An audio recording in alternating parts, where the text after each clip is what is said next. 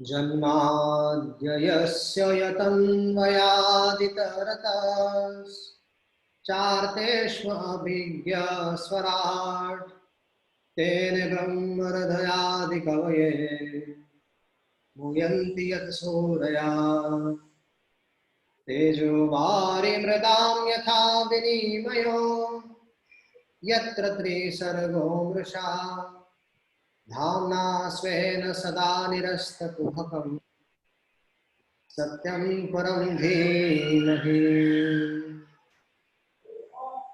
धर्माप्रोजितकैतवत्र परमो निर्मत्सराणां सतां वेद्यं वास्तवं मुत्र वस्तु शिवदं तापोत्रयन्मूलनम् श्रीमद्भागवते महामुनिकृते किं वा परैरीश्वरा सद्यो हृदयवृद्ध्यत्र कृतिभिः शुश्रूषुभिस्तक्षणा निगमकल्पतरोर्गलितं फलं शुकमुखादमृतद्रव्यसंयुतं पिबत भागवतं रसमालयं मुहुरवो रसिका भुवि भावुका ॐ ज्ञानतिमिरान्धस्य ज्ञानाञ्जनं शलाकया चक्षुरुन्मीलितं येन तस्मै श्रीगुरवे नमः। मुखं करोति वाचालं पङ्गुं लङ्घयते गिरिं यत्कृपादमहं वन्दे श्रीगुरुं दिनतारिणं परमानन्दमाधवम्। नित्यानमो विष्णुपदाय कृष्णपृष्ठाय भूतले श्रीमते भक्तिवेदान्त स्वामिनिति नामिने। नमस्ते प्रभुपाददेवे गौरवा नमस्ते सरस्वती देवे गौरवादि प्रचारिणे निर्विशेष शून्यवादी पाश्चात्य देशधारिणे।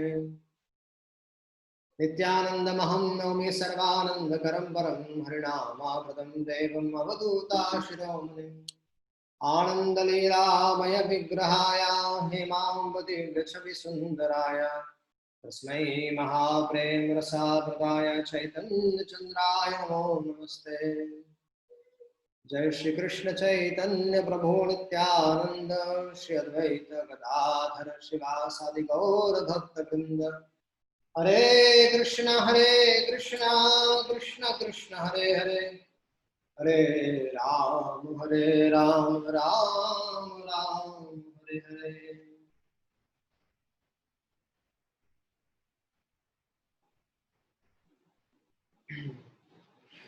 हरे कृष्ण।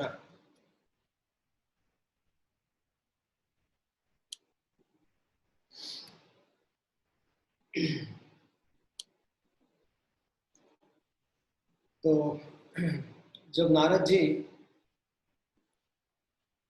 वेदव्यास जी को उपदेश देकर चले गए तब वेदव्यास जी ने क्या किया।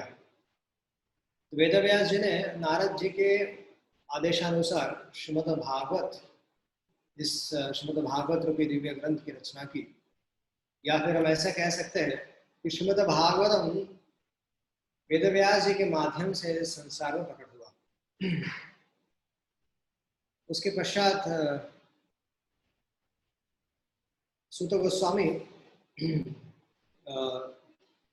वर्णन करते पूछते सूत गोस्वामी और शौनकादि ऋषि से चर्चा हो रही थी, तब शौनकादि ऋषि पूछते हैं कि वेदव्यास जी ने फिर इसका आगे प्रचार कैसे किया। तब पिछले अध्याय में ये घटना बताई जाती है कि किस तरह से सुखदेव गोस्वामी जो एक विरक्त चूड़ामणि थे, और वे जब वन की तरफ चले गए थे, लेकिन भागवत के 2 श्लोक सुनने के पश्चात वे वन से लौट आए और उन्होंने संपूर्ण भागवत अपने पिताजी से सुना। उसके बाद उन्होंने जाकर महाराज परीक्षित को श्रीमद् भागवत सुनाया। उसके बाद प्रसंग आता है किस तरह से अश्वत्थामा ने पांडवों को मारने के लिए ब्रह्मास्त्र छोड़े थे। तो ये सब प्रसंग और फिर पहले तो अश्वत्थामा ने द्रौपदी के 5 पुत्रों का वध कर दिया। बाद में उससे मारने के लिए अर्जुन ने मारने का प्रयास किया, लेकिन पकड़कर उनको जब लाया गया तब द्रौपदी ने उन्हें क्षमा कर दिया। तो ये सब पिछले अध्याय में आता है। और अभी हम लोग अभी कुंती स्तुति, ये जो श्रीमद् भागवत में जो सर्वप्रथम जो प्रार्थना है तो कुंती माता जी की प्रार्थना है। कुंती माता, बहुत सारी स्तुतियां भागवत में है, लेकिन जो सबसे प्रथम जो प्रार्थना शुरुआत होती है वो कुंती स्तुति से होती है। ये अध्याय से, इस अध्याय से शुरू होती है।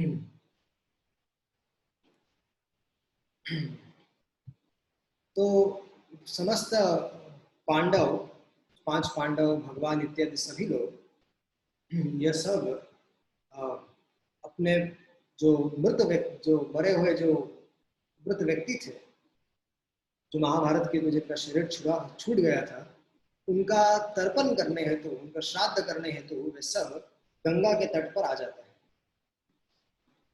और वहां पर गंगा के वहाँ ब्राह्मण उपस्थित होते हैं और ब्राह्मणों की सहायता से वे सब लोग वहां पर उपस्थित सारा जो समाज था वे सब लोग अपने अपने मृत व्यक्तियों के लिए, मृत सज्जनों, अपने जो परिवार के लोग थे जिनका मृत्यु हुई थी उनके लिए उन्हें जल अर्पण कर दिया।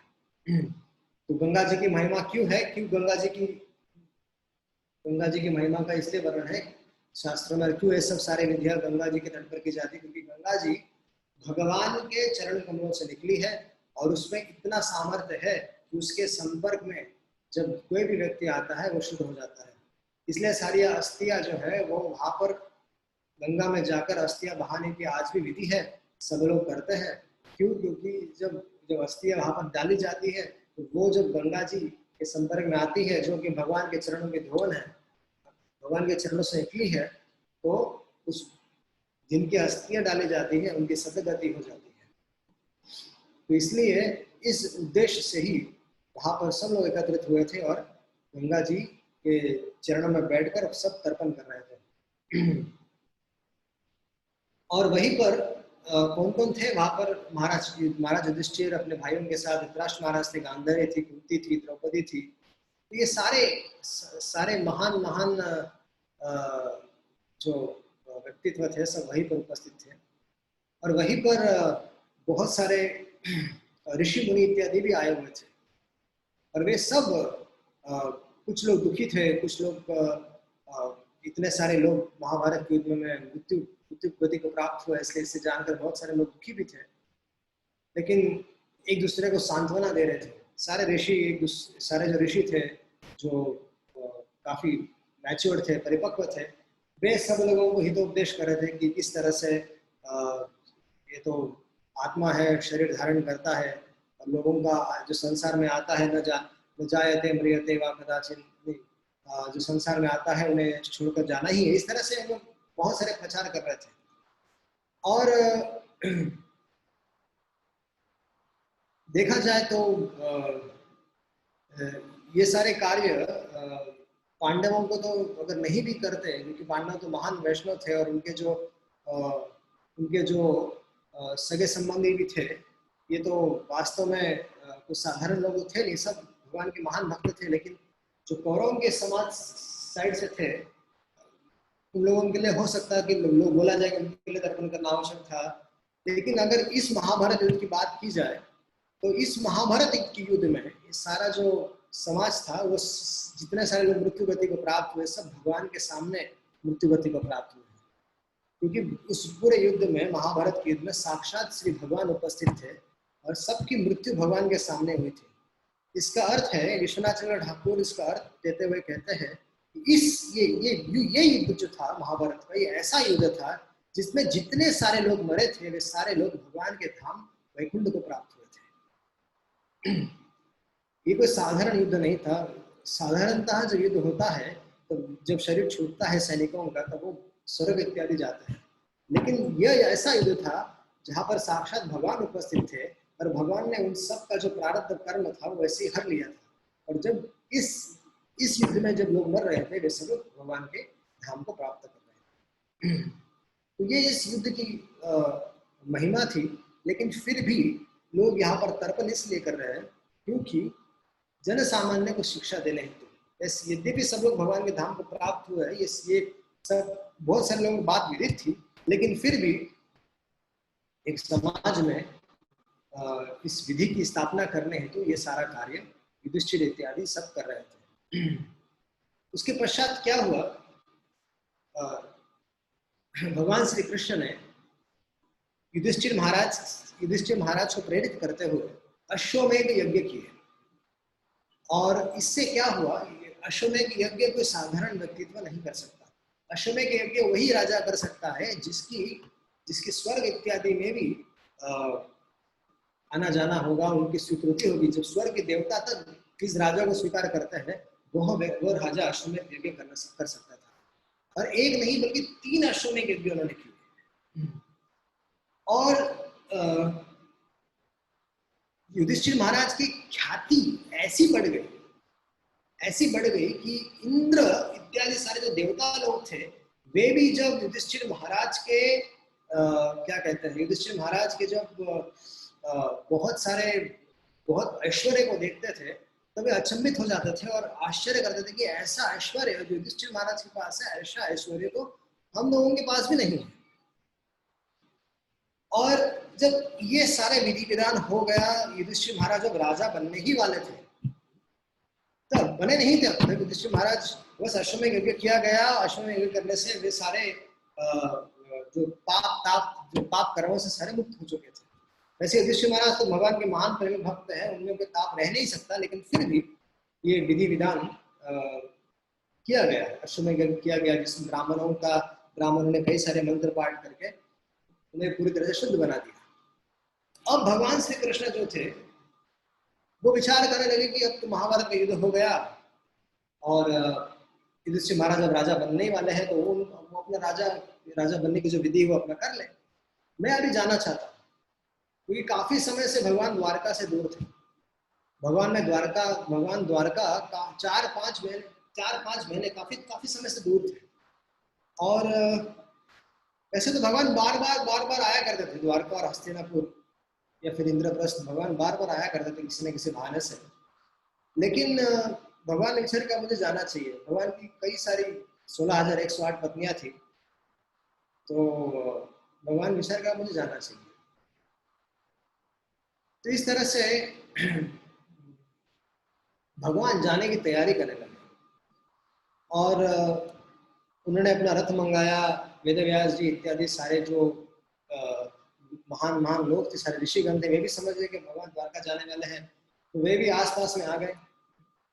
और कुंती माता जी और कुंती माँ और ये सब जो जितने सारे स्त्रियां थी, ये सारे लोग जो थे वही उपस्थित थे, सब देख रहे थे कि भगवान अब जा रहे हैं।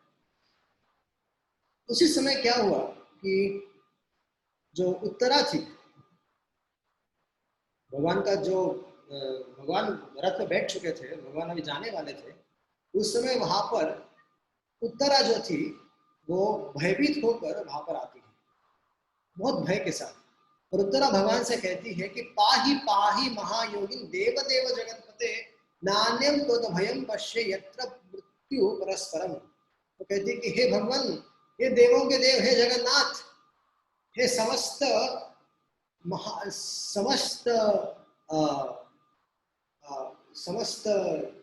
जो अद्भुत कार्य करने में जो आप श्रेष्ठ है, मैं आपसे रक्षा की प्रार्थना करती हूँ कि मेरी रक्षा कीजिए।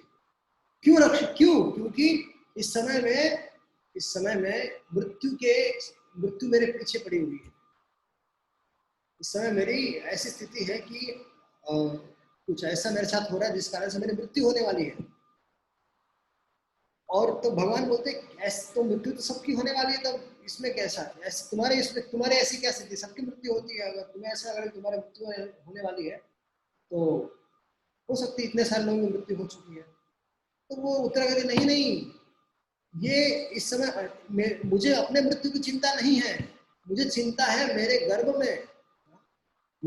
में एक बालक है, मुझे उस बालक की चिंता है। मेरा शरीर छूट जाए, मेरी मृत्यु हो जाए, मुझे कोई आपत्ति नहीं है, लेकिन एक ऐसा दिव्य अस्त्र, ब्रह्मास्त्र मेरे पुत्र को मारने हेतु मेरी तरफ बढ़ा जा रहा है। तो हे मेरे प्रभु भगवान, मेरी रक्षा कीजिए। तो उस समय भगवान ने बड़े ध्यान पूर्वक उसकी उस प्रार्थना का सुना। और भगवान तो समस्त समस्त समस्त जनों के, समस्त जीवों के सुहृद है। वास्तव में संसार में कोई हित करने वाला अगर है तो वो साक्षात भगवान ही है, और कोई व्यक्ति उस प्रकार का हित नहीं कर सकता जिस तरह से भगवान कर सकते हैं।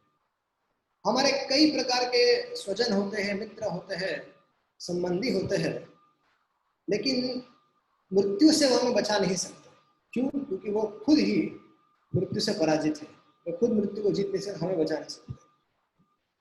अगर हमारे प्रारब्ध में कुछ ऐसा, हमारे प्रारब्ध में ऐसा लिखा हुआ है कि हमारे साथ कुछ घटना होने वाली है, तो हम उससे भी बच नहीं सकते। अगर उससे बचने के कुछ उपाय है, अगर उसको बदलने की किसी में क्षमता है, तो वो ना किसी देवता में है ना किसी दानव में। कोई भी देवता, भगवान ब्रह्मा हो, शिव जी हो, कोई भी हो, वो किसी भी जीव का प्रारब्ध बदलने का सामर्थ्य नहीं रखता। अगर कोई सामर्थ्य रखता है तो केवल भगवान श्री कृष्ण रखते हैं। इसलिए भगवान के भक्त लोग, जो भगवान की भक्ति करता है, भगवान को समर्पण करता है, अपने आप को भगवान श्री के चरण, भगवान के चरण कमल में अर्पित करता है, ऐसे लोगों का जीवन में जो अमंगल है, दुख है, वो सब भगवान हर लेते हैं। क्यों? क्योंकि भगवान का नाम हरि है। भगवान हरि इसलिए है कि सर्व अमंगल हरे प्रेम दिया हरे मन। भगवान क्या करते हैं? जब भगवान को हम लोग जाकर प्रणाम करते हैं, तब भगवान सारे जीव को, उस जीव के सारा जो अमंगल है, दुख है, दरिद्रता है, सब हर लेते हैं और अपना प्रेम प्रदान करते हैं। तो ये भगवान का स्वभाव है। तो जब भगवान ने देखा कि अश्वत्थामा, भगवान ने समझा कि अश्वत्थामा ने ये दुस्साहस किया है, और ये जो अस्त्र था, ये वास्तव में पांडवों के ऊपर भी आया था। अश्वत्थामा ने 6 ब्रह्मास्त्र छोड़े थे 5 पांडवों को मारने के लिए, और एक ब्रह्मास्त्र छोड़ा था परीक्षित को मारने के लिए, जो उत्तरा के घर में था। तो जब पांडवों को मारने के लिए जो ब्रह्मास्त्र छोड़े गए, तो पांडव तो कोई साधारण व्यक्ति तो थे नहीं। पांडव तो सर्वश्रेष्ठ कोई सर्वश्रेष्ठ धनुर्धर था, तो कोई सर्वश्रेष्ठ गदाधारी था, कोई धर्मराज था, तो कोई नकुल सहदेव इत्यादि सब एक महान ऐसे व्यक्तित्व थे जिनकी पराजय करनी संभव ही नहीं है। लेकिन ऐसे बलशाली व्यक्ति भी उस 5 ब्रह्मास्त्र जब एक साथ आ गए, तो उनको झेलने का सामर्थ्य उनमें नहीं था। तब उन्होंने भगवान से प्रार्थना की, और भगवान ने अपना सुदर्शन चक्र निकालकर, सुदर्शनेन शास्त्रेण स्वनाम रक्षाम यथा विदु, सुदर्शन चक्र निकालकर भगवान ने अपने अनन्य प्रेमी भक्तों की रक्षा की। उसके पश्चात भगवान ने ये भी समझा कि अब मुझे उत्तरा के गर्भ की रक्षा करनी चाहिए, तो वहां पर भी वे अपने सुदर्शन चक्र से ही उसकी रक्षा कर सकते थे। लेकिन नहीं, भगवान जो कि समस्त हृदय में, सबके हृदय में रहते हैं और सबके मित्र है, वहां पर अत्यंत दयावश भगवान तो भारी रूप से तो सबके सामने प्रकट थे, लेकिन भगवान उत्तरा के गर्भ में भी प्रवेश कर दिए। अब ये वहां पर जो उपस्थित जो दिव्य आत्माएं थी, उनको ये सारा दृश्य दिख रहा था कि वो भगवान बाहर भी हैं और उत्तरा के गर्भ में छोटा सा स्वरूप लेकर उसमें प्रकट हो गए, और परीक्षित महाराज की चारों ओर उसकी परिक्रमा करते हुए घूमने लगे। और भगवान इतने क्रोध में थे, और भगवान के हाथ में उनके जो गदा और उनका चक्र, ये दो उनके जो अस्त्र है, भगवान उसको लेकर परीक्षित के छोटे से बालक की परिक्रमा करते हुए उसकी रक्षा हेतु घूम रहे थे। तो इस तरह से ये बहुत ही अद्भुत कार्य है, बहुत ही अद्भुत कार्य है कि भगवान किस तरह से अपने भक्त की रक्षा करते हैं, या भक्तों की प्रार्थना पर कैसे भगवान उनके परिवारजनों की भी रक्षा करते हैं। इससे ये बात बहुत स्पष्ट हो जाती है। अब कोई प्रश्न पूछ सकता है कि क्यों भगवान तो सुदर्शन चक्र से ही इसका काम चला सकते थे, 2 अस्त्र लेकर क्यों कूदे? तो कुछ आचार्यगण कहते हैं कि भगवान को लगा कि अरे सुदर्शन चक्र कभी फेल हो गए तो फेल हो जाए, तो दूसरा अस्त्र तो होना चाहिए। इसलिए भगवान ने विचार किया कि सुदर्शन चलो कभी फेल हो जाए तो वैसे तो सुदर्शन भगवान कभी फेल नहीं होता, लेकिन फिर भी यदि हो जाए तो एक दूसरा दूसरा जो जो अस्त्र है वो होना चाहिए, इसलिए भगवान दो अस्त्रों के साथ उसकी रक्षा कर। और इस तरह से भगवान ने उस ब्रह्मास्त्र से छोटे से बालक की रक्षा कर। तो जब ये घटना साक्षात सबने देखी, तो कुंती माता जी ने भी देखी, कुंती जो उनकी बुआ थी उन्होंने भी देखा। तो उन्होंने भगवान रथ पर ही बैठे थे और सारा कार्य कुंती महारानी ने भी देखा। तो तुरंत कुंती माता ने भगवान की स्तुति करना प्रारंभ किया। यद्यपि भगवान जो थे उनके भाई के लड़के थे और उनके पुत्र समान ही थे, उनकी उन्हें कोई स्तुति करने की आवश्यकता थी नहीं, लेकिन कुंती महारानी क्योंकि भगवान के स्वरूप को जानती थी, भगवान कौन है, कैसे है, उनका स्वभाव, उनके गुण, रूप, लीला इत्यादि सबको जानती थी, इसीलिए कुंती महारानी ने भगवान की गुणों को गाना प्रारंभ किया। उन्होंने कहा, नमस्ते पुरुषं त्वाद्यं ईश्वरं प्रकृते परम अलक्ष्यं सर्वभूतानां अंतर्बहिरवस्थितम्। क्या कहती है कुंती महारानी? कुंती महारानी कहती है कि हे प्रभु, आप पूर्ण पुरुषोत्तम हैं और कोई भौतिक गुणों से आप कभी प्रभावित नहीं होते, और आप अंदर भी है और सबके बाहर भी है, लेकिन आपको कोई जान नहीं सकता, आपको कोई देख नहीं सकता, देख नहीं सकता। अब सामान्य लोगों की दृष्टि में इतनी सहजता से नहीं आते हैं। फिर वे कहती हैं कि आप जो भौतिक इंद्रिया है उससे आप परे हैं। जिनकी इंद्रिया जो है वो दूषित है, हम दूषित इंद्रियों से भगवान को नहीं देख सकते। अगर हमारे इंद्रिया दूषित है, चित्त में गंदगी है और चित्त में केवल और केवल संसार के भोगों को भोगने की कामनाएं हैं,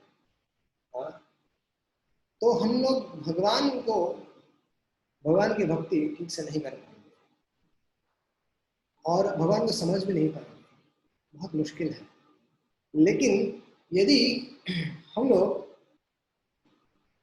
भगवान के भक्तों की संगति में बैठेंगे तो उनकी कृपा से भगवान सहजता से समझ में आते हैं।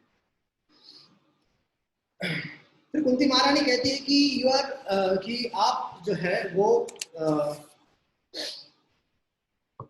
जो भौतिकवादी लोग हैं उनके लिए आप पूरी तरह से ऐसी लीलाएं करते हैं जिस तरह से आप जब यहाँ पर प्रकट होते हैं, अवतार ग्रहण करते हैं, और आपके जो कार्य हैं वो ऐसे विचित्र होते हैं कि सब लोग आपके उस कार्य को समझ नहीं पाते, अधिक से अधिक लोग भ्रमित हो जाते हैं। जैसे भगवान ने 16,108 विवाह किया। अभी भक्तों को पता है कि 16,108 भगवान ने विवाह तो किया, लेकिन भगवान कैसे थे? भगवान एक साथ 16,108 पत्नियों के साथ रहते थे, और जब वे सुधर्म सभा में जाते थे तो 16,108 घरों से एक साथ भगवान बाहर निकलते थे और एक हो जाते थे। और जब सुधर्मा सभा से जब ऑफिस से जब घर आना होता था तो एक भगवान 16,108 रूपों में विभाजित हो जाते थे और फिर वो घर में प्रवेश करते थे। लेकिन साधारण लोगों को जब ये घटना पता नहीं होती थी तब ये साधारण लोग तो यही बोलेंगे कि ये भगवान कैसे है, ये 16,108 स्त्रियों के साथ विवाह किया है। तो इस तरह से जो मूर्ख लोग होते हैं भगवान को तत्व से नहीं जानते हैं, भगवान के इस लीलाओं के सिद्धांत को नहीं समझते, इस कारण से वे बहुत बड़ी मूर्खता करते हैं। तो वो कुंती महारानी कहती कि आप यहाँ पर जब अवतार ग्रहण करते हैं तो आपको कोई मजबूर नहीं करता, आप अपनी इच्छा से यहाँ पर अवतरित होते हैं। और क्या करने के लिए अवतरित होते भगवान के अवतार का क्या प्रयोजन है? तब सारे संसार में अपने संसार में अपने भक्ति का प्रचार। तो वे लोग तो कौन लोग समझ सकते हैं? तो कुंती महारानी कहते हैं तो बड़े बड़े विद्वान लोग आपको समझ सकते हैं, आपके बड़े बड़े प्रेमी भक्त को आपको समझ सकते हैं, मैं स्त्री भला क्या समझूंगी, मैं स्त्री होकर मैं कैसे आपको जान लूंगा, तो मूर्ख हूं। वास्तव में भक्ति जो करता है वो भक्ति जो है वो पहले पहले तो हमें समझना चाहिए कि सबको भक्ति करने का अधिकार है, सबको भगवान की भक्ति करने का अधिकार है। और भगवान की भक्ति करे कोई भी करे, वो छोटा बच्चा करे, स्त्री करे, कोई पुरुष करे या कोई भी करे, सबको भगवान, ऐसा नहीं है कि स्त्रियों के लिए कुछ स्त्री और पुरुषों में भगवान को डिफरेंस करते नहीं। हर एक जीव मात्र को भगवान की भक्ति करने का अधिकार है, उनका स्वाभाविक धर्म है, जीवन स्वरूप है कृष्ण नित्यदास, हमारा स्वरूप है भगवान की भक्ति करना। और कोई भी भगवान को तत्वतः जान सकता है, समझ सकता है। अगर कोई प्रेम से भगवान की भक्ति करता है, उनका नाम जप करता है, उन्हें प्रणाम करता है, उनके बारे में सुनता है, तो कोई भी व्यक्ति, भले वो स्त्री हो या पुरुष हो, तो भगवान को समझ सकता है भगवान की कृपा से। यहाँ पर कुंती महारानी अपनी दैन्यता प्रकट कर रही कि मैं तो स्त्री हूँ, मैं तो इतनी बड़ी विद्वान नहीं हूँ, लेकिन देखिए कि विद्वान नहीं है, लेकिन भगवान को एक स्त्री होकर भगवान को तत्वतः जानती है, समझती है और भगवान के गुणों को गा रही है। तो इससे जानना चाहिए कि कुंती महारानी यद्यपि अपनी दैन्यता प्रकट कर रही है, लेकिन कुंती महारानी भगवान की महान भक्तों की श्रेणी में आती है। और इससे पता चल जाता है कि स्त्री हो पुरुष हो, इससे कोई मतलब नहीं है। अगर कोई भगवान की भक्ति करता है, भगवान के गुणों को सुनता है, पढ़ता है, उनको गाता है, तो निश्चित रूप से वो व्यक्ति भगवान को समझ सकता है।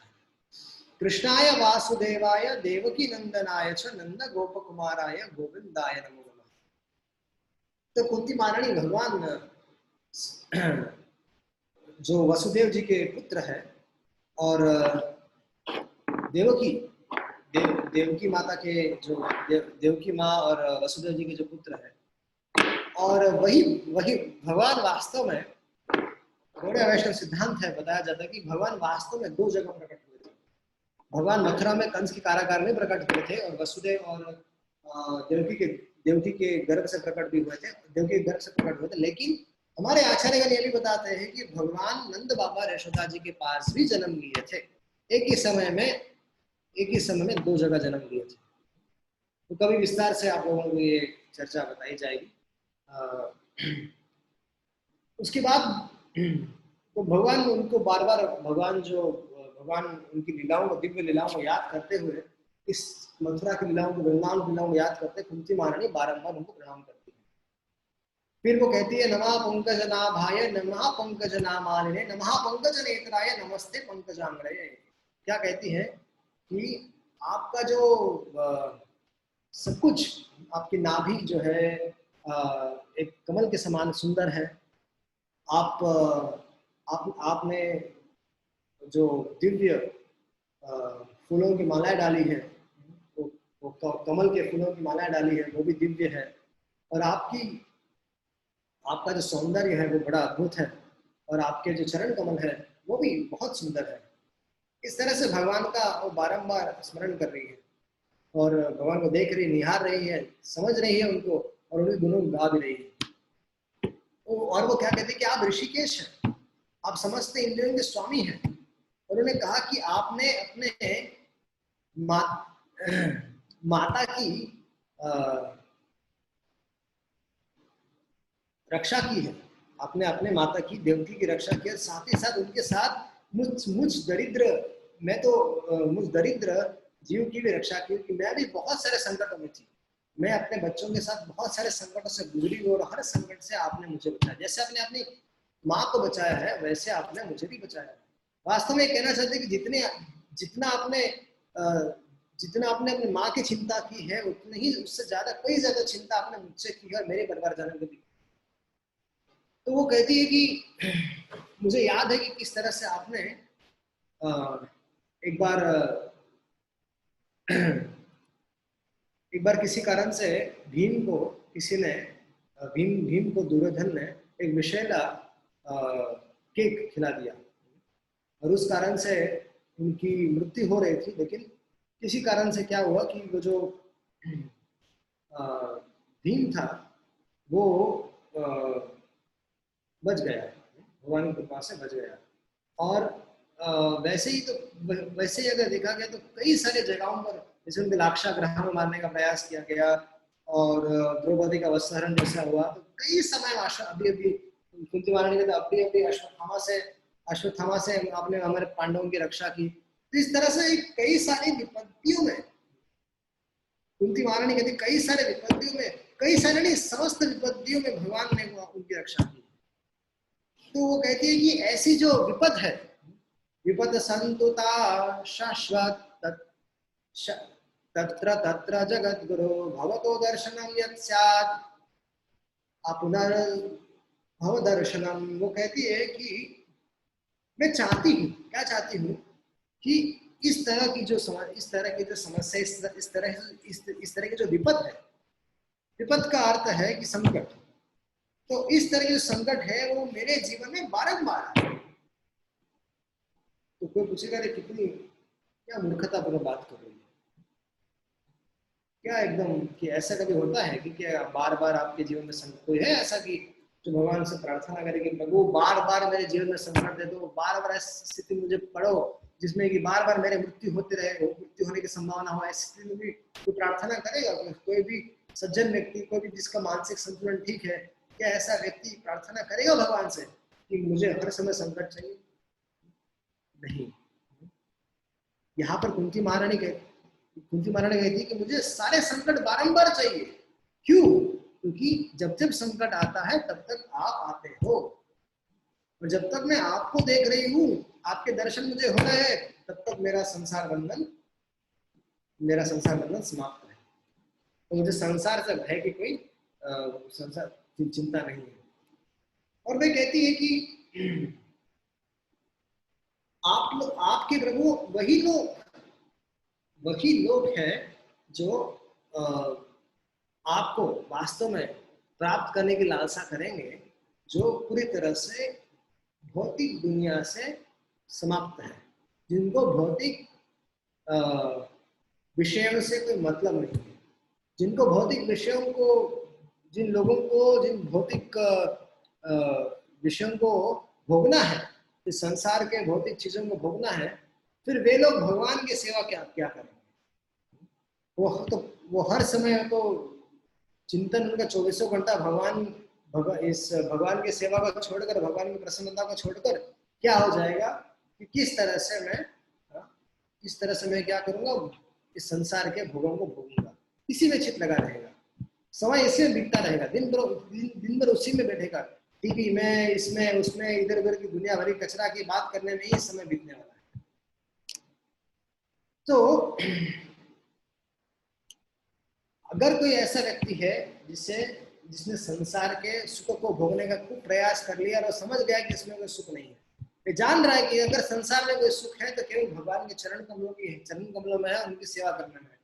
अगर इस धारणा को कोई समझ लिया तो वो वास्तव में क्या कर रहा है, वो वास्तव में भगवान अच्छे रास्ते पर चल रहा है।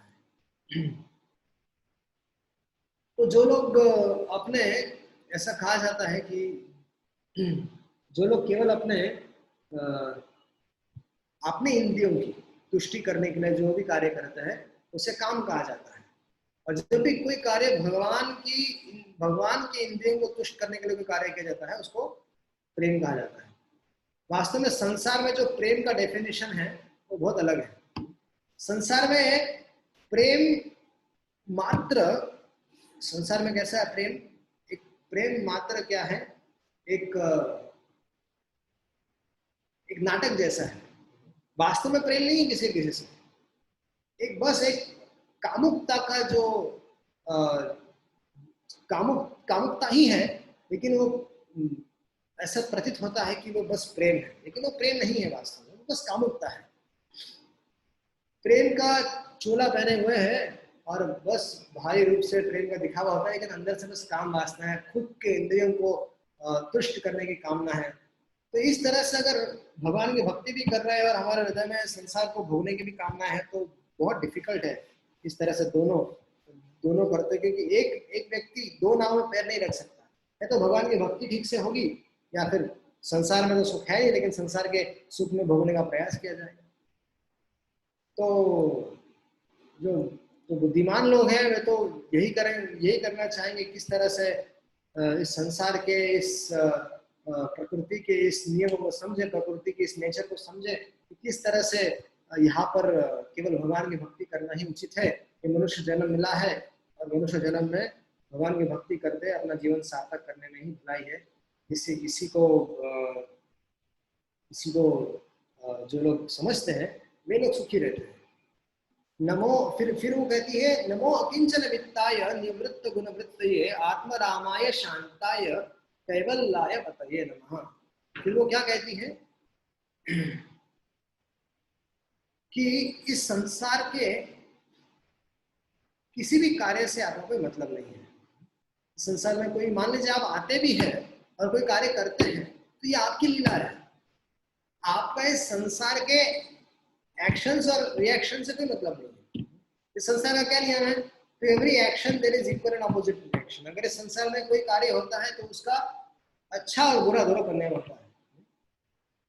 कोई भी कार्य होता है तो उसका परिणाम होता है, भी अच्छा भी होता है, बुरा भी परिणाम होता है। और दोनों, कोई भी कर्म होता है तो उससे क्या होता है? कर्म बंधन होता है। तो कुंती माता कहती है कि आपके जो कार्य है वो ऐसे, आपके जो कार्य है वो ऐसे नहीं है। आपके कार्य कैसे, आपके कार्यकलाप कैसे? आपके कार्यकलाप दिव्य है। आपको आपके इस भौतिक जो कार्य है उनसे कोई मतलब ही नहीं है, क्योंकि आप आत्माराम है। आत्मारामाय, क्योंकि अब क्या है? आत्माराम, सेल्फ सैटिस्फाइड, क्योंकि आपको कुछ चाहिए नहीं। हम लोग की स्थिति क्या है? हम लोग दुखी क्यों है? क्योंकि हमारा जो आनंद का स्रोत है वो कोई और है। हम दुखी होते हैं क्योंकि हमें आनंद किससे मिलने वाला है? किसी और से आनंद मिला। हमारी खुशी किसी और के हाथ में है। कोई और हमसे अच्छे से बिहेव करे तो हम खुश होते हैं। कोई और हमें थोड़ा उनसे थोड़ा ठीक से बात नहीं करे, हमारी तरफ देखे नहीं, हमें प्रणाम नहीं करे और हमें थोड़ा हमारे बारे में कुछ बोल दे तो हम दुखी हो जाते हैं। तो क्या भगवान ऐसे हैं? नहीं। भगवान कैसे है? कुंती माता ने नमो अकिंचन वित्ताय निवृत्त गुण वृत्तये। भगवान कैसे है कि गुणों से निवृत्त है भगवान। ये सब अच्छा बुरा लगना उनको ये सब से भगवान ऊपर है।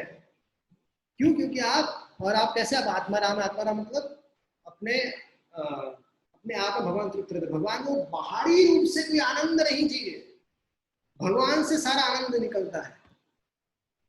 इसलिए भगवान के संपर्क में रहना चाहिए हमेशा, उनके बारे में सुनना, पढ़ना, बोलना, उसके हमेशा उनके संपर्क में रहना चाहिए।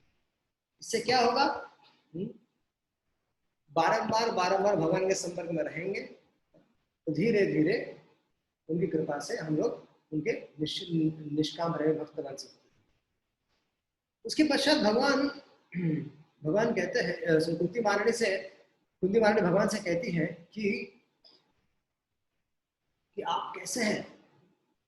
आप सुप्रीम कंट्रोलर है। ना आपका कोई आदि है ना आपका कोई अंत है। आदि निदानाम विभुम अनादि मन्ये त्वं कलम ईशनम अनादि निधनम विभुम सममं चरतम सर्वत्र भूतानाम यम मिथः कलिः।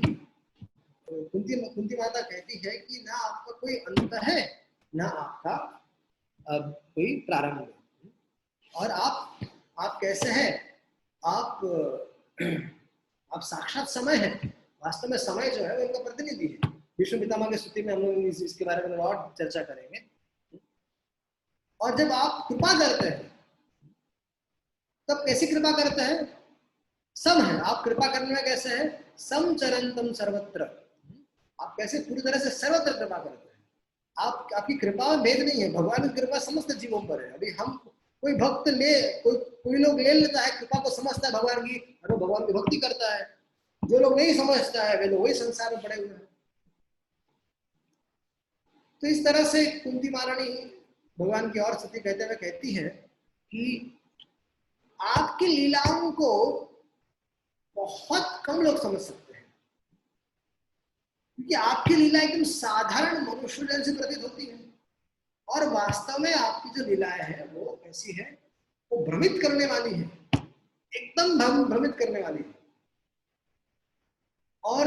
और वो कहती है कि साधारण लोग जो है उनको लगता है कि आप जो है वो कैसे है कि आप भेदभाव करते हैं, लेकिन भगवान तो भेदभाव नहीं करते। भगवान क्या कहते हैं गीता में, सूरदम सर्वभूतानाम, मैं तो मैं तो सबका मित्र हूँ, सबके हृदय में निवास करता हूँ। अगर भेदभाव करता तो मैं सबके हृदय में निवास नहीं करता, लेकिन मैं सबके हृदय में निवास करता हूँ। जब जब जीव होता है, अगर वो मनुष्य योनि में रहता है तो भगवान उसके साथ है, लेकिन यदि उसके पाप कर्मों के कारण अगर वो किसी कीट पतंग या चूहे की योनि में, बिल्ली की योनि में, सांप की योनि में, या जो वराह इत्यादि की योनि में जब चला जाता है, तो ऐसा नहीं है भगवान उसको साथ छोड़ देते हैं। कि भगवान उस योनि में भी उसके साथ रहते हैं। ये सबसे बड़ा प्रमाण है कि भगवान हमारे कितने बड़े मित्र हैं। तो और सबसे आश्चर्यजनक बात क्या है कि यद्यपि आपको कोई जन्म कर्म च विश्वात्मन अजस्य कर्तुरात्मनः तिर्यन ऋषिषु यादस्सु तत् अंत्यंत्य विमंडलम। अब क्या होता है कि भगवान को कोई कार्य करने की आवश्यकता नहीं है, लेकिन फिर भी भगवान फिर भी जन्म लेते हैं और जगत को शिक्षा देने के लिए कर्म करते हैं। यद्यपि भगवान का जो जन्म है वो साधारण मनुष्य ऐसा जन्म नहीं है, स्त्री पुरुष के संसर्ग से नहीं होता है। भगवान जब जन्म लेते हैं तो भगवान क्या करते हैं, भगवान सर्वप्रथम वसुदेव जी के मन में अवतरित होते हैं और वसुदेव जी अपने मन से देवकी के मन में भगवान को स्थानांतरित करते हैं और वहां से भगवान देवकी के घर में प्रवेश करते हैं। तो ऐसे पता चलता है ये भगवान के आने का स्टाइल है। इससे पता चलता है कि भगवान कैसे हैं। भगवान का जो जन्म है वो दिव्य है। भगवान स्त्री और पुरुष संसर्ग से जन्म नहीं लेते। फिर जब भगवान जन्म लेते हैं तो भगवान कृष्ण जब कंस के कारागारों में प्रकट हुए थे तो भगवान कृष्ण कैसे थे, शंख चक्र गदा पद्म और समस्त ऐश्वर्य से पूर्ण अपने सारा ड्रेस कोड पहनकर भगवान जन्म लिए थे। साधारणतः मनुष्य नंग धड़न जन्म लेता है, लेकिन यहाँ पर भगवान शंख चक्र छोटे छोटे गदा शका पद्म सुदर्शन इत्यादि सब कुछ छोटे छोटे थे और भगवान जन्म लिए थे कंस के कारागार में वसुदेव और देवकी जी के सामने। और जब भगवान जन्म लिए उस समय भगवान ने अपने माता पिता को उनके माता पिता के पूर्व जन्म की 3 जन्मों की कथा सुना दी। अब विचार कीजिए, बहुत सारे लोग संसार में होते हैं अपने आप को भगवान बताते हैं, लेकिन वो उनको खुद के बारे में पता नहीं होता कि वो कहाँ से आए हैं। जब व्यक्ति जन्म लेता है तो किसको पता होता है कि उसका पूर्व जन्म कहाँ का है। बहुत कितना भी प्रयास कर ले बहुत कठिन होता है बताना। लगभग ना के समान ही होता है ये बताना कि जब किसी का जन्म होता है तो उसके पहले वाला जन्म उसका कहाँ हुआ है, कहाँ मृत्यु हुई है, ये जानना असंभव है। भले गैस कर लेंगे हम लोग। वैसे ही जब कोई मर जाता है तो मरने के पश्चात वो व्यक्ति कहाँ चला जाएगा पता नहीं है कहाँ चला जाएगा। बहुत डिफिकल्ट है जाना। जैसे उदाहरण है कि कोई घर में है और घर से बाहर चला जाए, तो घर से बाहर चले जाने के बाद वो किस दिशा में गया, कहाँ गया, बताना बहुत मुश्किल है। अगर किसी के नजर नहीं है तो कहीं चला जाए तो कैसे पता चले किस दिशा में गया, बहुत मुश्किल है जानना। और सबसे बड़ी बात तो है कि भगवान मनुष्य में ही जन्म नहीं लेते हैं। भगवान कैसे हैं, भगवान ऋषियों में जन्म लेते हैं, भगवान जानवरों में भी जन्म लेते हैं, यहाँ तक कि मछली बन जाते हैं। मत्स्य अवतार बनकर आए थे, कच्छप बनकर अवतार लिए थे, यहाँ तक कि सूअर बनकर भी अवतार लिए थे। इस तरह से उनकी जो भगवान की जो लीलाएं है वो बड़ी विचित्र है। और भगवान और कुंती मारने को लीला याद आ रही है कि किस तरह से ये जो भगवान है जिनसे समय भी भयभीत होता है, ऐसे प्रभु कुंती महारानी याद करती है। क्योंकि जब दामोदर लीला हुई थी, उस दामोदर लीला के समय कुंती महारानी जो थी वो भी कहाँ थी? गोकुल में थी। और वहां पर कुंती महारानी याद कर रही है, देखिए आज भगवान सामने खड़े हैं, भगवान महाभारत का युद्ध हुआ है, भगवान की इच्छा से हुआ है और भगवान की कृपा से पांडव विजयी हुए हैं। और कुंती महारानी सब जानती है कि भगवान कुंभ पुरुष तो भगवान है, अर्जुन को भगवत गीता सुनाई है, सब कुछ जानती है। लेकिन अब भगवान सामने है, तो कुंती महारानी उनकी उस लीला को याद कर रही है कि जब वे भगवान छोटे थे, लाला थे, और माँ यशोदा उनको उनके अपराध के लिए बांध रही थी, मारने वाली थी। उस समय जो भगवान जो भयभीत थे, और भगवान इस तरह से अपने काजल पहुंच रहे थे, आंखों के काजल पहुंच रहे थे, उस समय कुंती महारानी कहती है कि आप वास्तव में भयभीत थे। ऐसा नहीं था कि आप भयभीत होने का नाटक कर रहे थे। जिससे समय भी भयभीत होता है, वह अपनी मां से भयभीत था। अभी इस घटना को जो साधारण व्यक्ति देखता है, कुंती महारानी कहती कि मैं खुद, अगर मैं आज आपका दिव्य लीलाओं को जब देखती हूँ और आपका उस स्वरूप को याद करती हूँ कि आप कैसे भयभीत थे, वास्तव में आप भयभीत थे, तो मैं आश्चर्य पड़ जाती हूँ। और बहुत मुश्किल है आपकी इन दिव्य लीलाओं को समझना। फिर कुंती महारानी कहती है कि केचित् आहुर अजम जातम पुण्य श्लोकस्य कीर्तये यदोपयास्य अन्वाये मलस्यैवे चंदनम। कुंती महारानी कहती है कि आप कैसे हैं, अब अजन्मा है, और फिर आपका जन्म क्यों हुआ, किस कारण से हुआ? क्योंकि आपको यदो प्रयास्यन्वयवाये, अर्थात यदु महाराज को उनको प्रसन्न करना था, यदु महाराज को, और उनके भगवान के जो भक्त थे, जो अवतरित हुए थे, उनको सुखी करना था। तो ऐसा बोला जाए कि भगवान यदुकुल में जन्म लेते हैं, इसको तो कैसा हो कि उनको बोला जाए कि अरे ये तो यदुवंशी है, ऐसा बोलना चाहिए कि उन्हें? हाँ, नाम रख सकते हैं से कि ये यदुवंशी है, लेकिन ये वैसे ही यदुवंशी है जैसे कि जिस तरह से मलयगिरी के पर्वत पर जिस तरह चंदन प्रकट होता है, उसी तरह से हे भगवान आप भी वैसे ही हैं, आप भी वैसे ही प्रकट होते हैं। तो उसके बाद कुंती महारानी आगे कहती है कि अपरे वसुदेवस्य देवक्याम याचितो भगयात् अजस्त्वम अस्य क्षेमाया वदाय च सुरदुषाम। वो कहती है कि कुंती महारानी कहती है कि बहुत लोग कहते हैं कि आप वसुदेव और देवकी प्रार्थना किए थे कि आप उनके यहाँ पर जन्म लें, कि आप उनके पुत्र के रूप में अवतरित हो जाए।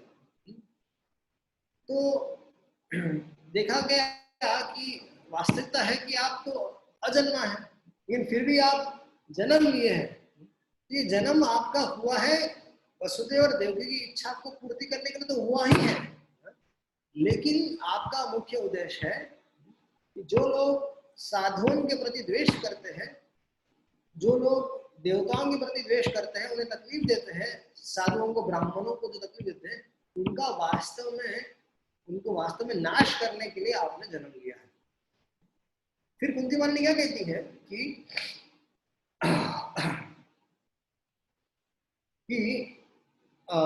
मैंने ये भी सुना है कि ब्रह्मा जी आपसे प्रार्थना किए थे, और ब्रह्मा जी की प्रार्थना सुनकर आपने आने का कष्ट किया, ब्रह्मा जी की प्रार्थना सुनकर।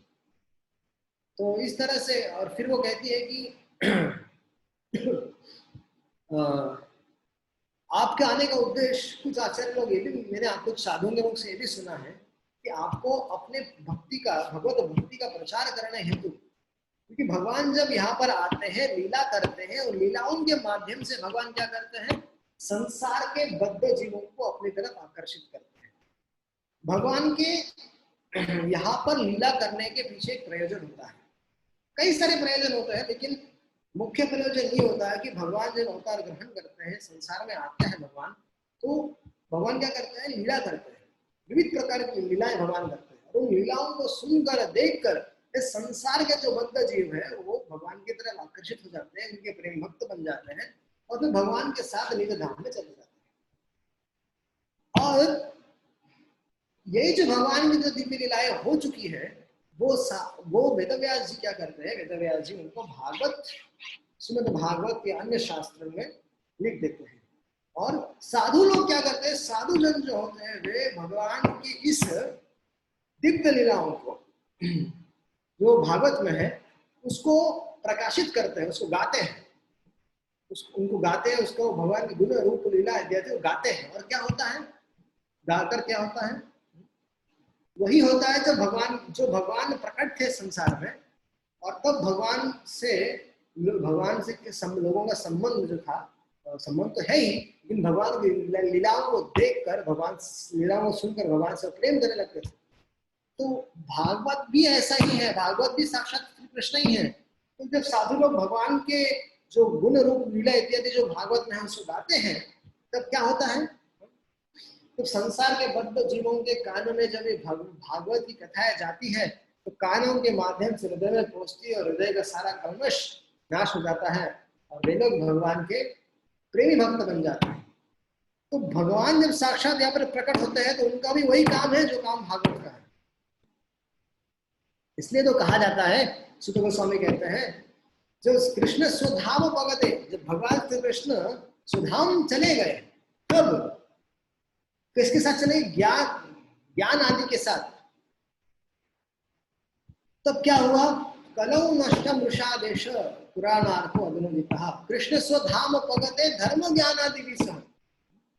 कृष्ण जब अपने स्वधाम चले गए धर्म ज्ञान इत्यादि के साथ, तब कलौ नष्टम वृषादेश पुराणार्थो अभिनंदितः, तब कलिमल को नाश करने के लिए, कलिमल को धोने के लिए क्या हुआ, कलिमल को धोने के लिए क्या हुआ, साक्षात कलिमल को धोने के लिए श्रीमद् भागवत रूपी पुराण का इस संसार में उदय हुआ है। तो इस तरह से कुंती महारानी कहते हैं कि कुछ लोगों को ये कहना है कि आपके समस्त साधारण जीवों पर कृपा करने के लिए इस संसार में प्रकट होते हैं। और फिर वो कहती है, शृण्वन्ति गायन्ति गृह्णन्ति अभिक्षणः स्मरन्ति नन्दन्ति तमेति जनः। क्या कहते हैं कि जो लोग आपके गुण, आपके रूप, आपकी लीला, इनको निरंतर श्रवण करते हैं, अध्ययन करते हैं, बोलते हैं, तो वास्तव में वे ही जो आपके चरण कमलों का दर्शन कर पाते हैं। और आपके इन कार्यों में लगे रहने से क्या होगा, उन लोगों का संसार बंधन समाप्त हो जाएगा। जो व्यक्ति भगवान के गुण रूप लीला आदि के श्रवण कीर्तन अध्ययन में हमेशा रहता है, निरंतर लगा रहता है, तो उसका संसार बंधन नहीं हो सकता, तो धीरे धीरे उसका सारा संसार बंधन समाप्त हो जाएगा। अब कुंती महारानी कहते हैं कि अभी आपने आपके सारे जो कार्य करने के लिए आए थे वो सारे कार्य तो हो गए, और अभी आप यहाँ से जा रहे हैं, और लेकिन हमारी जो दशा है हम तो पूरी तरह से आप पर आश्रित है। इस तरह से अगर घर के परिवार के सदस्य हैं, पिता है, पति पत्नी है, बच्चे हैं, माता पिता है, और अचानक से अगर घर का एक मुख्य व्यक्ति जो पुत्र है, जिसका वो परिवार है, अगर वो अचानक से चला जाए, तो पूरा जो बचा हुआ परिवार है वो तो उनको बिना आश्रय के हो जाएंगे। तो इसीलिए कुंती महारानी कहती है कि आप जा रहे हैं, बट लेकिन हमारी रक्षा कौन करेगा? अभी आप चले जाएंगे तो आप चले जाने के बाद बहुत सारे राजा लोग हैं जो हो सकता है कि हम आक्रमण कर दे, तो हमारी रक्षा कौन करेगा प्रभु? तो वो कहती है कि आप मत जाइए। ये सारा स्तुति करने का तात्पर्य यही, कुंती महारानी भगवान को रोकना भी चाहती थी। तो वो कहती है कि जिस तरह से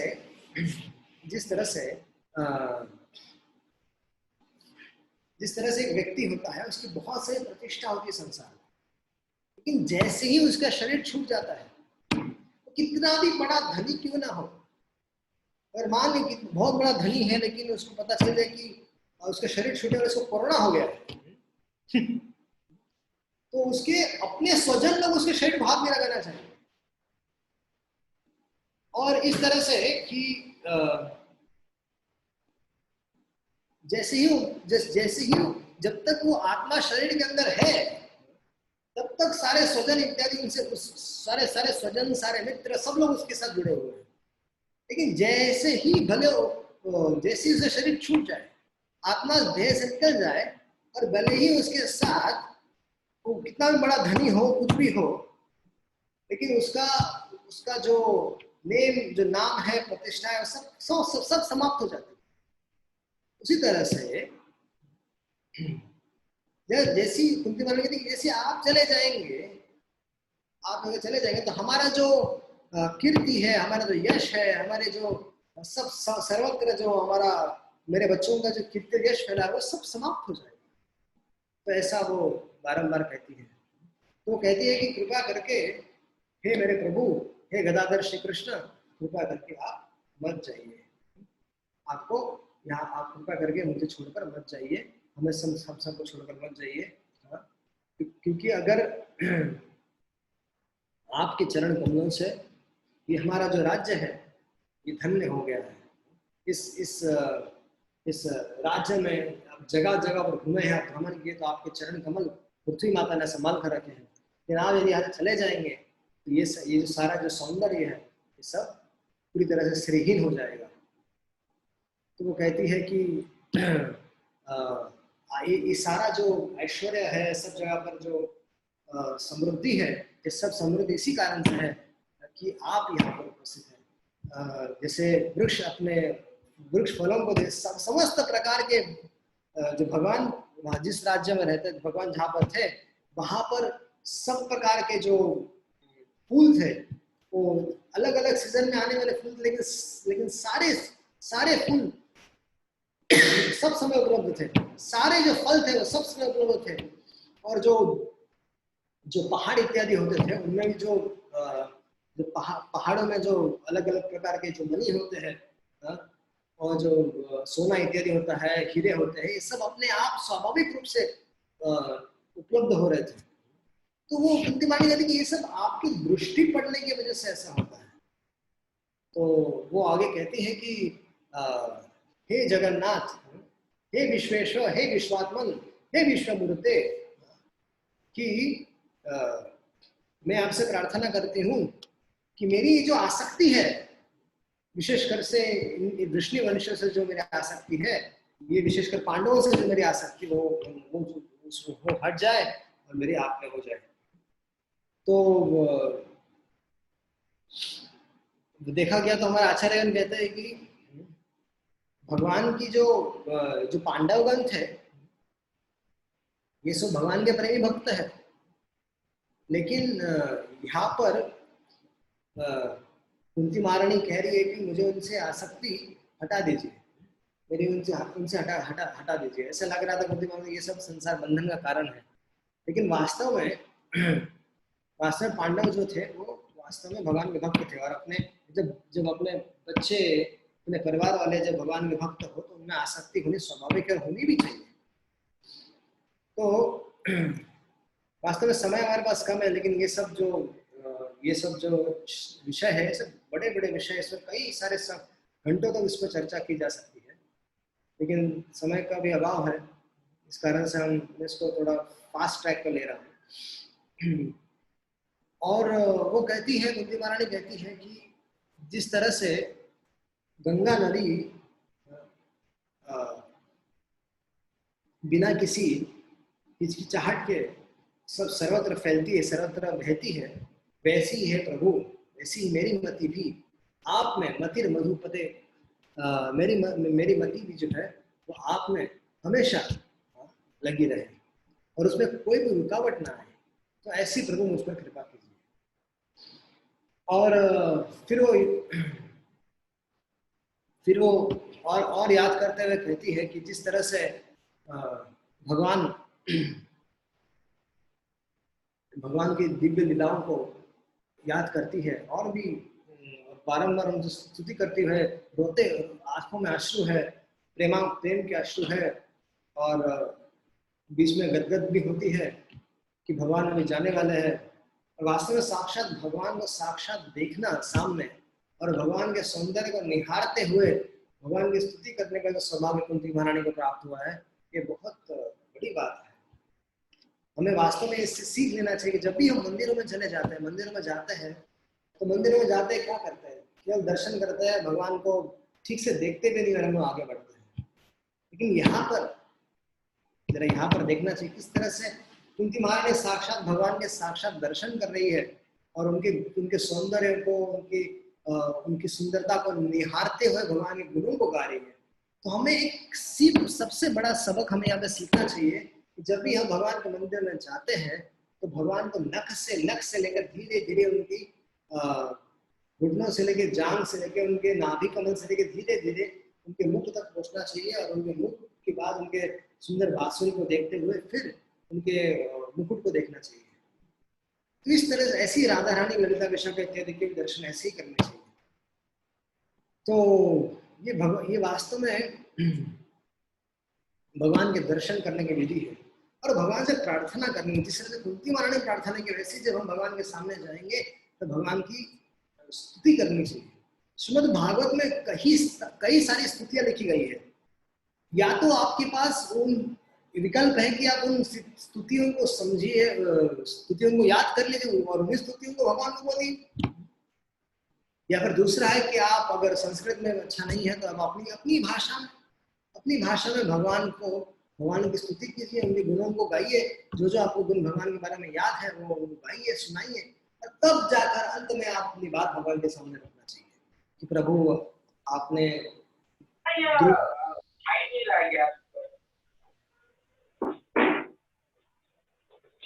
अपने ध्रुव इत्यादि की जो सहायता की है, प्रहलाद की सहायता की, वैसे मेरी भी सहायता कीजिए। तो इस तरह से भगवान से प्रार्थना करनी चाहिए नियमित रूप से। और जब रोज हम लोग प्रार्थनाएं करेंगे भगवान से, तो धीरे धीरे जो प्रार्थना है वो गाढ़ी होती जाएगी, और एक दिन ये प्रार्थना ही जो है वो जो प्रेमाश्रुम के रूप में हमारे आंखों से निकलेगी और वो इतना प्रेम गाढ़ा हो जाएगा भगवान से। और तब भगवान क्या करेंगे, हमारी जब हमारा हृदय पूरी तरह शुद्ध हो जाएगा तो भगवान हमारे सामने प्रकट भी हो सकते हैं और हमारी इच्छाओं को निश्चित पूरा करेंगे।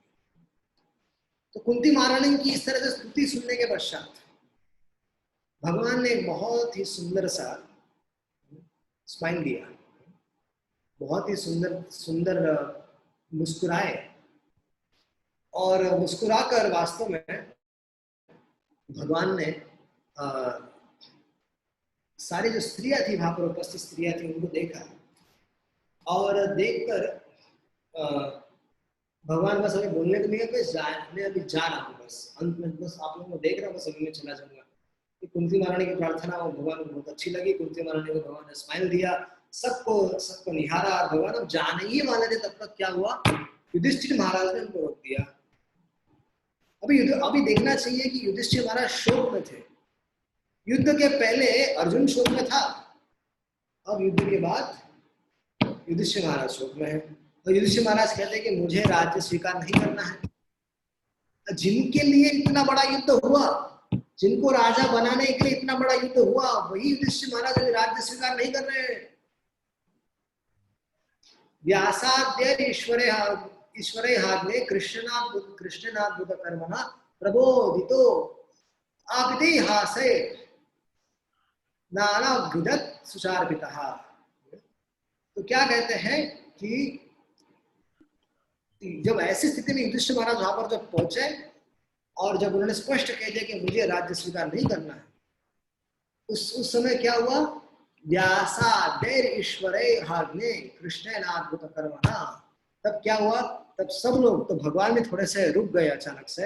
हाँ, और उन्होंने व्यास जी ने उनको समझाया, धूम्र ऋषि ने समझाया और भगवान उनको समझा रहे थे, लेकिन वो समझ नहीं रहे थे, ऋषि महाराज मान नहीं रहे थे। तो वो सब वास्तव में ये जो प्रसंग है वो अगले अगले जो चैप्टर के साथ जुड़ा हुआ है। तो मैं चाहता हूं कि एक प्रश्न के साथ ये जो अध्याय इसको समाप्त करना चाहता हूं कि प्रश्न ये है, और इसका उत्तर हम अगले अगले सप्ताह देंगे, कि भगवान जिसको समझाना चाहे, भगवान जिसको समझाना चाहे वो न समझे, ऐसा तो संभव ही नहीं है। लेकिन यहाँ पर युधिष्ठिर, क्योंकि भगवान ने अर्जुन को युद्ध के बीच में रथ ले जाकर, जब अर्जुन हताश हो गया, निराश हो गया, बैठ गया गांडीव छोड़कर के मैं युद्ध नहीं करना चाहता, वहां पर भगवान ने उसको समझा दिया। और भगवान तो सर्वांतर्यामी है, सुप्रीम पर्सनैलिटी गॉडेड है, समस्त सबके हृदय में निवास करते हैं, और वो किसी को समझाना चाहे और वो ना समझे, ये तो बड़ी अद्भुत बात है। तो वो क्या बात है, क्यों युधिष्ठिर महाराज भगवान की बात जानकर भी, भगवान समझा रहे ये जानकर भी वो नहीं समझ रहे थे, व्यासदेव समझा रहे थे वो नहीं समझ रहे थे, धौम्य ऋषि समझा रहे वो नहीं समझ रहे, तो ऐसी क्या बात हो गई, तो क्या कारण है? तो एक कारण हम जानेंगे अगले हफ्ते, क्योंकि इस जो अंत के जो 4-5 श्लोक है, 10 श्लोक है, इसका जो संबंध है, उसका संबंध है किसके साथ है? उसका संबंध है अगले अध्याय में। ठीक है, तो हम लोग यहीं पे विश्राम लेते हैं, और मैं किसी का प्रश्न है तो प्रश्न पूछ सकते हैं। पहले प्रश्न पूछेंगे, उसके बाद हम लोग थोड़ी भागवत चर्चा का जो प्रश्न है उसको लिया जाएगा। पहले आप लोग, हमारी जो आज की चर्चा हुई उसमें यदि कोई आप लोगों के प्रश्न है तो पहले उसको पूछ लीजिए। हरे कृष्णा प्रभु जी, दंडवत प्रणाम। हरे कृष्ण। प्रभु जी, मैं आज फर्स्ट टाइम आपकी क्लास ज्वाइन कर रही हूँ। Thank you so much for this opportunity. प्रभु जी, मेरे पास 6-7 क्वेश्चंस हैं, बट इतना टाइम रहेगा नहीं शायद आपके पास में अभी, तो आप मुझे कोई एक लिंक बता दीजिएगा तो मैं उस पर क्वेश्चंस पोस्ट कर दूंगी। फिलहाल मैं 1-2 क्वेश्चन आपसे पूछना चाह रही थी, विथ योर परमिशन प्रभु जी। प्रभु जी, मेरे को एक बात जाननी थी कि जो कुंती महारानी थी, जो उनकी बुआ लगती थी, नो डाउट वो बहुत सेल्फ रियलाइज सोल थी, और वो कृष्णा को as supreme personality of godhead समझ रही थी, उन्हें जान रही थी। But how come that Yashoda मैया, हु वाज कृष्णा's मदर, आपने बताया कि एक ही समय में वहां भी पैदा हुए थे, वो उन्होंने जन्म लिया था, कृष्ण ने अपीयर हुए थे, तो वो हमेशा वो नहीं जानती थी कि ये मेरा जो पुत्र है लल्ला है वो supreme personality of God head है, और उन्होंने हमेशा उन्हें अपने तो ये प्रभु जी थोड़ा सा मेरा डाउट था। कैसा है माता जी कि बहुत सुंदर प्रश्न है आपका। देखिए, ब्रज का जो भाव है और ब्रज के बाहर जो द्वारका, मथुरा, हस्तिनापुर में जो भगवान का जो भाव है वो अलग है। ब्रज में कैसा है, ब्रज में भगवान का जो ऐश्वर्य है वो ऐश्वर्य और प्रेम, ये 2 चीजें हैं। मैं आपको सिंपल करके बताना चाहता हूँ कि चलो मथुरा, वसुदेव देवकी और नंद और यशोदा, इन दोनों की तुलना करते हैं। अब वसुदेव और देवकी, इनमें 2 प्रकार के भाव थे। ठीक है, एक तो ये उनमें ये समझ थी कि ये भगवान है, ये पूर्ण पुरुषोत्तम भगवान है और मेरे पुत्र भी हैं। तो इनमें 2 भावनाएं थी, एक भगवत भावना थी वसुदेव देवकी की, और पुत्र भावना भी थी। तो ये कैसा है, मिश्रित, मतलब ऐश्वर्य मिश्रित प्रेम है, ऐश्वर्य मिश्रित भाव है। लेकिन ब्रज का जो भाव है उसमें लव, ऐश्वर्य लव मात्र भी नहीं है। यहाँ की कैसी स्थिति है ब्रज की? ब्रज में भगवान के भगवत्ता की कोई कीमत नहीं, क्योंकि ब्रज में यशोदा और नंद बाबा और यशोदा का एक ही भाव है कि मेरा पुत्र है। इनमें भगवत भावना बिल्कुल नहीं है। क्योंकि ब्रज ब्रज ब्रज जो है, ब्रज मंडल जो है वो ऐसे ही ब्रज के जो भक्तों का भाव ही ऐसा है कि यहाँ पर भगवान को लोग भगवान नहीं मानते। भगवान तो वे एक अपना पुत्र मानते हैं, बस इससे बढ़कर और कुछ नहीं। फिर भगवान कालिया का वध कर दे, कालिया का दमन कर दे, या गिरिराज पर्वत उठा ले, अधिक से अधिक ब्रह्मा जी उनके सामने आके दंडवत करे, गिरिराज पर भगवान गिरिराज का पर्वत को 7 दिन तक धारण करे, लेकिन ब्रजवासियों में ये भावना बिल्कुल नहीं आती कि ये कोई पूर्ण पुरुषोत्तम भगवान है। अधिक से अधिक भावना आती है तो ये आती है कि इस पर नारायण की बड़ी कृपा है, ये भाव आता है कि भगवान ऐसा चाहते हैं कि ऐसा एक स्थान तो हो जहां कि सब लोग जो मेरी भक्ति करते हैं वो भय के साथ करते हैं, लेकिन ऐसा एक तो स्थान हो, एक तो स्थान जहां पर एक तो स्थान ऐसा हो जहां पर मुझे शुद्ध वात्सल्य का अनुभव करना पड़े, शुद्ध वात्सल्य को अनुभव करने मिले, शुद्ध साख्य का अनुभव करने मिले। अब जैसे रामलीला में जो साख्य है, रामलीला में भगवान के 2 मित्र हैं, एक है विभीषण, दूसरा है सुग्रीव। अभी उनकी जो श्री राम के साथ मित्रता है वो कैसी है? ऐश्वर्य वाली मित्रता है। अगर श्री राम चाहेंगे कि सुग्रीव मेरे शरीर पर हाथ रखे, गले में कंधे से कंधा डाले, तब भी संभव नहीं, क्योंकि सुग्रीव ऐसा करेंगे नहीं। लेकिन भगवान को जब भगवान कृष्ण लेना आए तो भगवान को शुद्ध साख्य का अनुभव करना था। शुद्ध साख्य का अनुभव कैसे होता था कि भगवान चाहते थे कि उनके मित्र उन पर क्या कहते हैं, उन्हें गले मिले, उनका आलिंगन करे, और वो भगवान घोड़ा बनते थे और उनके मित्र उन पर चढ़ते थे। तो ये जो भाव है, शुद्ध वात्सल्य भाव, शुद्ध साख्य भाव, शुद्ध माधुर्य भाव, एक छोटी सी घटना सुना देता हूं, इससे आपको स्पष्ट हो जाएगा कि भगवान ने एक लीला की। लीला में भगवान का सर बहुत दर्द कर रहा था, तो भगवान ने नारद जी से कहा, नारद जी जाओ और मेरे भक्तों के चरणों के रज लेकर आ जाओ। तो नारद जी सब जगह जाते हैं, द्वारका में जाते हैं, यहाँ द्वारका जाते हैं, कई जगह में जाते हैं। सब जगह सब लोग कहते हैं कि अरे हम अपनी रज कैसे दे, भगवान के सर को लगाने के लिए हम अपनी रज कैसे दे, हम नहीं दे सकते। अरे भगवान है वो, हमारे साथ उनका संबंध है, लेकिन वो साक्षात भगवान है।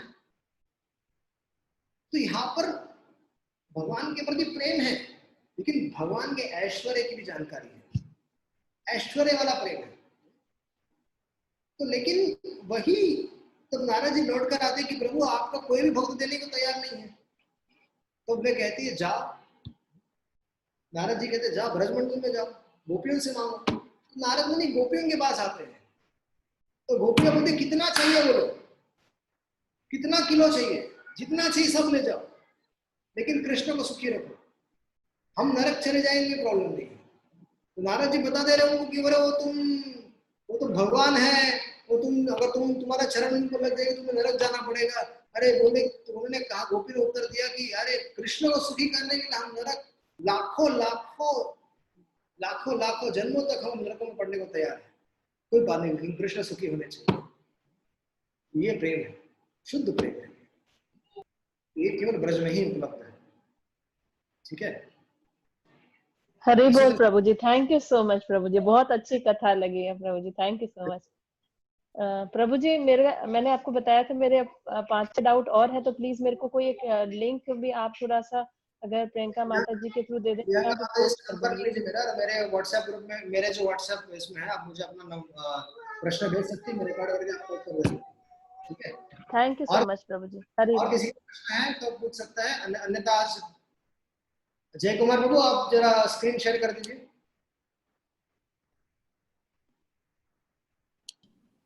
प्रभु जी मेरा स्क्रीन शेयर निकल गया है। I just got into a car. Okay okay, ठीक है। Sorry about that. आज का प्रश्न क्या था प्रियंका माता जी, आपका प्रश्न याद है? कृष्णा प्रभु जी, मेरी आवाज आ रही है? हरे कृष्णा प्रभु जी, डिड यू हियर माय जी, वॉइस? नहीं आवाज सुनाई तो नहीं दे रही है।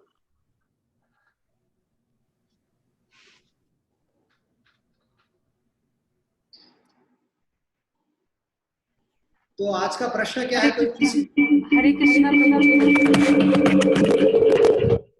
हरे कृष्णा प्रभु जी, अब आ रही है आवाज? अभी आ रही है, बोलिए।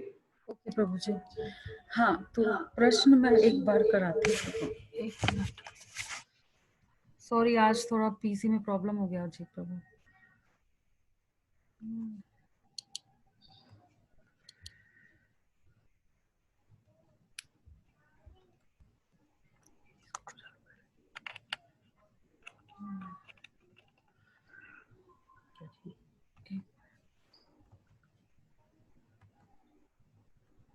तो आज का प्रश्न मेरे पास भी आ गया सामने।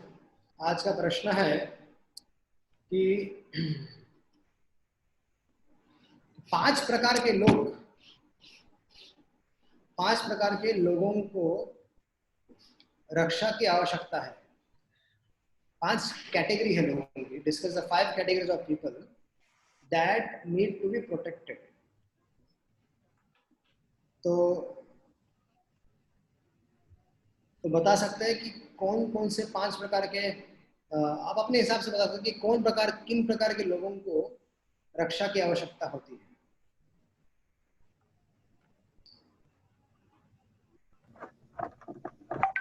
हरे कृष्णा। छोटे बच्चे, बड़े बूढ़े और जो भोले नेचर के रहते हैं, वो ये 3 प्रकार तो मेरे हिसाब से है। स्त्री को प्रोटेक्शन चाहिए होता है। रक्षा सबको चाहिए।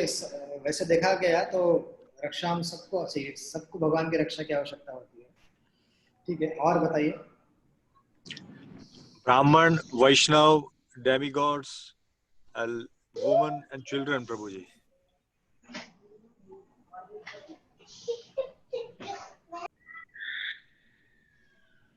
और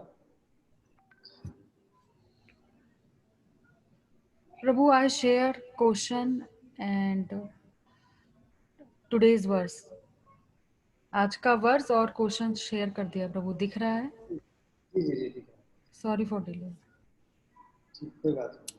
तो आज का जो वर्ष है जो हमें याद करना है वो है नमः पंकजनाभाय नमः पंकजमालिने नमः पंकजनेत्राय नमस्ते पंकजांग्रे। नहीं तो ये भगवान के सौंदर्यता का वर्णन है, किस तरह से भगवान के जो नाभि है वो कमल के समान सुंदर है। भगवान जो माला धारण करते हैं वो कितनी सुंदर होती है। आप भगवान के कोई भी फोटो देख लीजिए, विग्रह देख लीजिए भगवान का, तो उसमें भगवान को बहुत सुंदर तरीके से सजाया होता है। और यदि आप भगवान के नेत्रों को देखेंगे तो वो भी बड़े सुंदर होते हैं, उनका सा बहुत सुंदर होता है। तो और भगवान के चरण कमल होते हैं वो तो सुंदर होते ही है। तो इस तरह से कुंती महारानी का जो ये श्लोक है, नमः पंकजनाभाय नमः पंकजमालिन नमः पंकजनेत्राय नमस्ते पंकजांग्रे, इस श्लोक को याद करना चाहिए। जब भी भगवान के सामने जाए, मंदिरों में जाए, तो उसको भगवान के सामने पढ़ना चाहिए, भगवान के सामने गाना चाहिए। ऐसे कई सारे श्लोक हैं जो गा सकते हैं। तो ये जो श्लोक, हमारा उद्देश्य यही है कि ये जो श्लोक आपको हर हफ्ते एक श्लोक देने के पीछे उद्देश्य यही है कि आप एक चैप्टर में से एक श्लोक तो याद करें। और इससे आप क्या कर सकते हैं कि भगवान के जब सामने जाएंगे, दर्शन करने जाएंगे उन मंदिरों में, तो उनके सामने इन श्लोकों को गा सकते हैं। ठीक है, तो आज मैं आज का यहाँ ये सत्र यही समाप्त करता हूँ। हरे कृष्णा प्रभु। हरे Krishna Yes. Prabhuji, what was the answer for the question, today's question? 5 categories of people who need protection, need to be protected. माता जी, आपने जो सामने क्वेश्चन रखा है ये प्रियंका माता जी, ये नहीं है, ये तो अगले वाला क्वेश्चन वीक 5 खोला है आपने। वीक 4 का खोलिए। I will send the answer in the WhatsApp group. Prabhu week 5 ही तो है। Okay, Prabhu. Okay sorry. माता जी वीक 4 है, 5 तो अपना जब से शुरू किया था उसका फर्स्ट तो इंट्रोडक्शन था। ओके सॉरी प्रभु जी, sorry. Okay So I'll post the answer in the WhatsApp group. Okay, Priyanka Mataji will post it. I'll send the answer to her. I have to leave right now. Thank you, Prabhu. Okay. Thank you. Hare- Dandavat pranam. Thank you. Hare Krishna, दंडवत प्रणाम। Hare Krishna. Thank you प्रभु जी for your timing and everything.